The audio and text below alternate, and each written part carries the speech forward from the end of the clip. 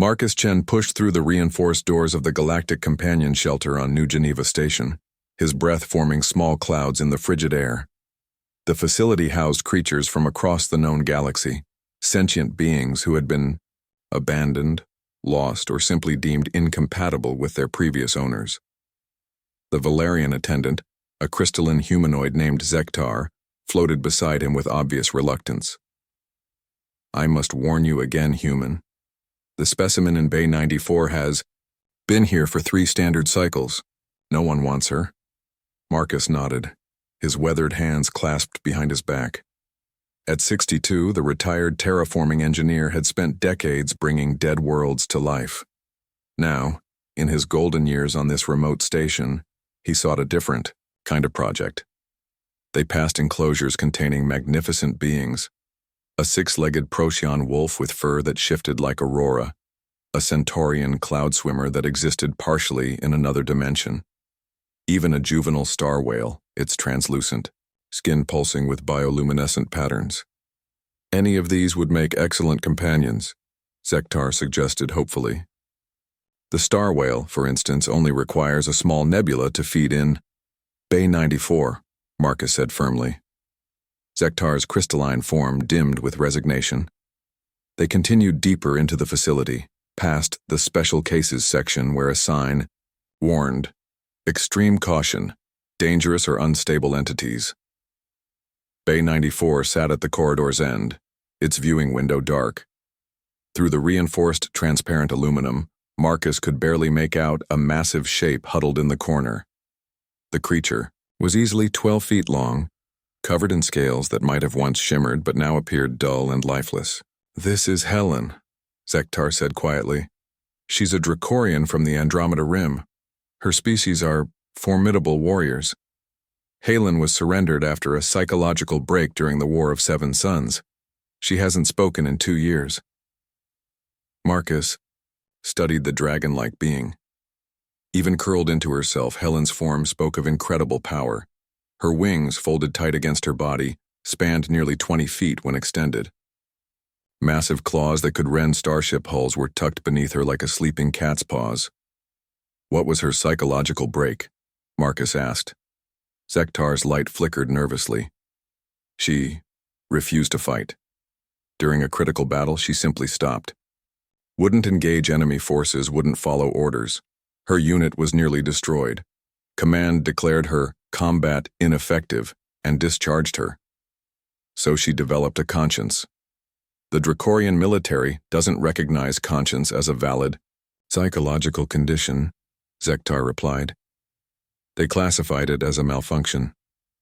Marcus watched as Helen raised her great head slightly, one golden eye focusing on him through the glass. In that gaze, he saw something familiar. The same exhausted weight he'd carried after decades of witnessing the casual destruction that followed human expansion across the stars. "I'll take her." "Sir, I must advise against the paperwork, please." 3 hours later, Marcus stood in his modest apartment's main room as Helen cautiously explored her new environment. The dragon moved with careful deliberation, as if afraid she might break something or someone. His neighbor Anna, a young human xenobiologist, had helped transport Helen from the shelter. She now sat cross-legged on the floor, watching the massive creature with scientific fascination. "She's magnificent," Anna whispered. "Look at those neural crest extensions. I bet her species has electromagnetic sensitivity." Helen paused near the apartment's large viewport, gazing out at the stars. Her scales caught the light from New Geneva's twin suns, revealing hints of their former iridescent beauty. Marcus approached slowly, extending his hand. "Hello, Helen. I'm Marcus." The dragon's massive head turned toward him, those intelligent golden eyes studying his face. For a moment, neither moved. Then, with infinite gentleness, Helen lowered her great head until her snout barely touched his palm. "I know what it's like," Marcus said softly, "to be told you're broken because you refuse to keep destroying things." Over the following weeks, something remarkable happened. Helen began to respond to Marcus's patient presence. She would follow him around the apartment, her massive form moving with surprising grace. When he worked on his memoirs, documenting the ecological disasters he'd witnessed during humanity's expansion. She would curl up nearby, a living mountain of protective warmth. Anna visited regularly, ostensibly to study Helen, but increasingly to witness the growing bond between human and dragon. She documented everything: how Helen's scales gradually regained their lustrous shine, how she began to hum, a low, thrumming sound that resonated through the station's hull, how she started to speak again in her native tongue. The breakthrough came during a routine supply run. Pirates, scavengers from the Outer Rim, had somehow bypassed New Geneva's defenses and were boarding the civilian sections. Station security was overwhelmed. Marcus and Anna found themselves trapped in the recreation district as armored pirates advanced through the corridors, their weapons cutting down anyone who resisted. That's when Helen arrived. The dragon burst through an intersection like a living avalanche, her wings spread wide, scales blazing with electromagnetic fury. But she didn't attack. Instead, she positioned herself between the terrified civilians and the pirates, her massive form an impenetrable shield.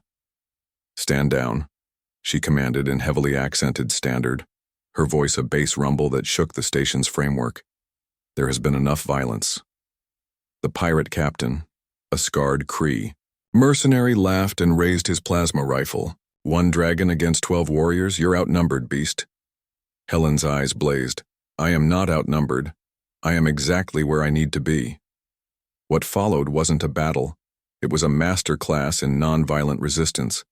Helen used her massive body to absorb weapon fire that would have killed dozens of civilians. She employed her electromagnetic abilities not to attack, but to disable the pirates' equipment. Most remarkably, she spoke to them, in their own languages, their own cultural references, explaining why their violence served no purpose. One by one, the pirates lowered their weapons, not from fear but from something far more powerful: understanding. Later, as station security processed the surrendered pirates, Anna found Marcus and Helen in the medical bay. The dragon's scales were scarred from plasma burns, but her eyes held a light that had been absent for years. "How did you know?" Anna asked Helen. "How did you know they would listen?" Helen looked at Marcus, then back at Anna. "My human taught me something important. Sometimes the strongest thing you can do is refuse to be what others expect you to be." Marcus smiled, his hand resting on one of Helen's great claws. "She's not broken," he said. "She never was. She's evolved." 6 months later, the Helen Protocol became standard training across the Galactic Defense Force, a non-violent conflict resolution technique developed by studying the dragon's methods. Helen herself became the first Dracorian Peace Corps instructor, teaching young warriors that true strength sometimes meant choosing not to fight. And Marcus? He discovered that sometimes when you adopt a broken soul, you don't fix them. You give them the space to fix themselves. In return, they fix parts of you that you didn't even know were broken.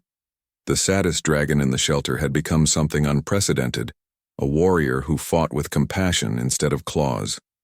And humanity, in its infinite capacity for adaptation, learned once again that the greatest victories often come not from conquest, but from connection.